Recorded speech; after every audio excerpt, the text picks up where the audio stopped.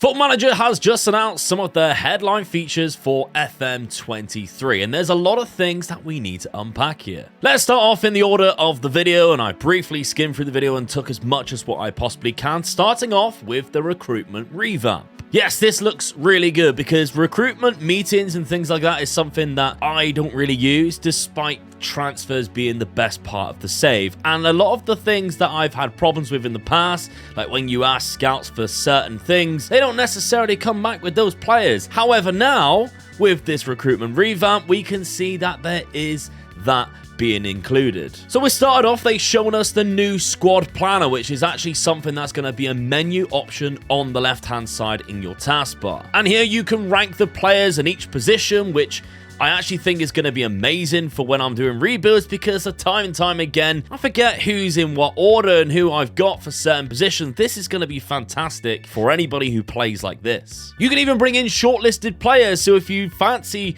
buying a couple of players and you're not sure how well they fit into the team, you can add them in, then you can decide, well, actually, I think he will be our second best centre midfielder, or no, he wouldn't even make the top 5. I'm not going to waste my time buying this player. And in the squad planner, you can actually see for the next season and the season after, so you can actually plan your squads in the future. I think this is a fantastic little addition here, Football Manager. On to the Recruitment Focus, you can now tell your scouts to focus on certain things, and they should come back with players for the specific task. Now, there were some things kind of like this in previous games, but I never really used it that much because I didn't feel like it really did exactly what you were asking for. However, this definitely looks like it would. So for instance, if you're looking for a ball-playing midfielder, you can specifically ask for those set attributes, and the scouts will go out and try and find you players directly in that category. But not only that, they also bring you now the near miss players. These are the players that didn't quite match all of your stipulations, but if they're very close, then they will still be added in the near misses. So if you go through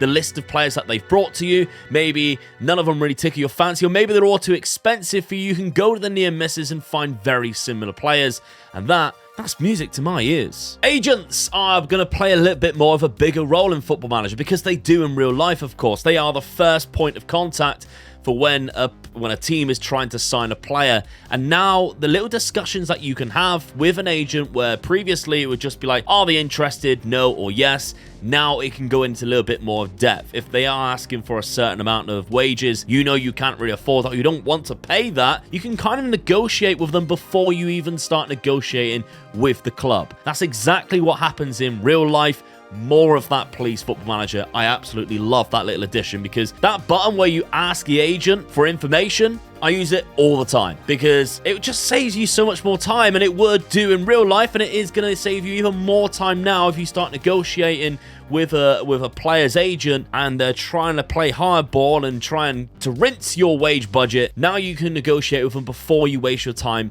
negotiating with the club itself. On to the match AI, and we see Nick Madden there, who's got a promotion. Congratulations, Nick. Fantastic guy. And we've seen a few nice little additions to this year's match engine, so let's cover them. There was something about defensive movements. We've seen a few little different animations for defensive movements, which excited me. Maybe some interceptions that we didn't see in the previous renditions of Football Manager. And they even mentioned things like mid-block, low block, these terms that we know in real life of Football Manager, and now they're being implemented into the game itself, which I think that's amazing, because we all know Gegenpress has definitely been overpowered for so many years now. If we can get out of just having one high line of engagement Gegenpress, and now it's all being revamped so it does look different. We'll talk about what it looks like tactically, because they've even added more instructions to defensive options in your tactic, and it looks so good. With these low blocks, of course, they mention like attacking fast on the break. Now, let's talk about the little tactical changes where you can see it actually happen. They have like pressing traps. Whether you're pressing traps on the inside, on the outside, whether your attacking line is no longer high line of engagement. It's a high block, a mid block, low block. It's little changes like that make the game a little bit more realistic and hopefully will help tactics going forward. There was also crossing engagement. If you fancy your players winning the ball above their strikers, you can decide not to engage and let them cross the ball in, or you know, if they've got some kind of 6'7" dude up front and you don't want any crosses, you can try and prevent the crosses and try and stop that from happening just in your tactics screen alone. He also mentioned like pressing from behind. So if your midfielders run with the ball, you've now got to be aware of the striker pressing from behind the player, which I thought was quite a nice addition because, yeah, that does happen in real life too. And these little things in the match engine and everything looked very clean and a little bit more neater every single year. Yes, we're not getting, you know, FIFA graphics or,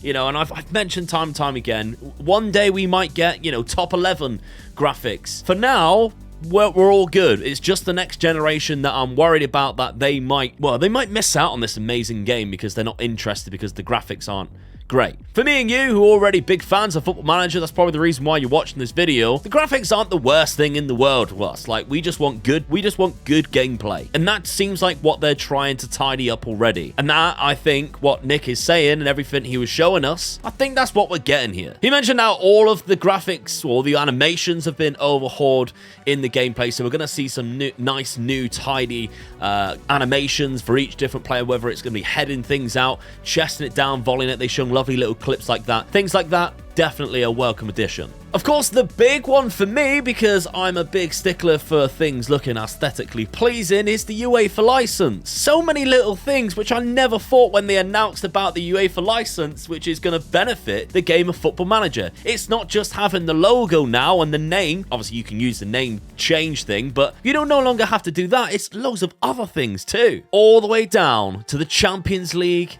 walkout, and the trophy lift. For each different UEFA competition, we're going to have proper podiums, proper trophy lifts. So if you win one of those competitions, it's going to look so much better than what it used to in previous games. Even down to if you win the Champions League, your club comes out with the winner's sleeve patch thing in the next year. All the way down to those little bits. They also revamped the cup draws for these competitions too, so they look really legitimate, as if you're watching BT Sport.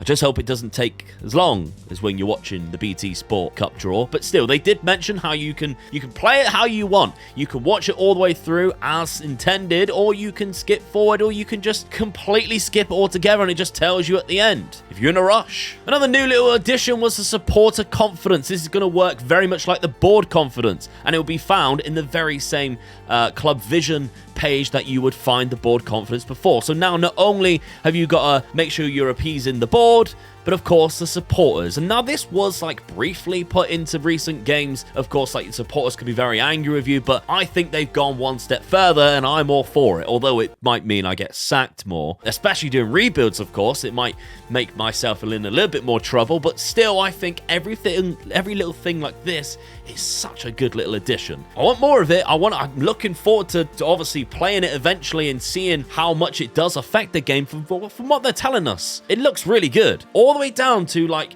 how much percentage of your fan base is like a hardcore audience, the core audience, the casuals, for instance. And if that's like dynamic and it changes, beautiful. One of the last things they showed us was like a dynamic manager achievements. Now this is, I wouldn't say one of the headline ones, it's one of the smaller things that they announced today, but still, graphically, it looks really clever and really nice and better than what we have seen previously. And like, you get the end of season meetings and stuff, and they've obviously revamped them recently, but this is like another upgrade onto that. And I think the additions that they've made are clever and I like them. They mentioned the guy that was talking about it, I can't remember his name, I do apologize, but he mentioned like what they were talking about. They don't remember all the trophies and stuff, but the players that they sign and things like that. And when they introduced a new gen into the first team and broke a record, for instance, for the youngest player, little things like that will be added on to this new timeline that you might see and just give you a little bit more immersion and nostalgia. They mentioned that word like 2 or 3 times, nostalgia. I'm a stickler for nostalgia. And yes, you do fall in love with these players that don't actually exist. And that's obviously, people think we're sad for that. But that's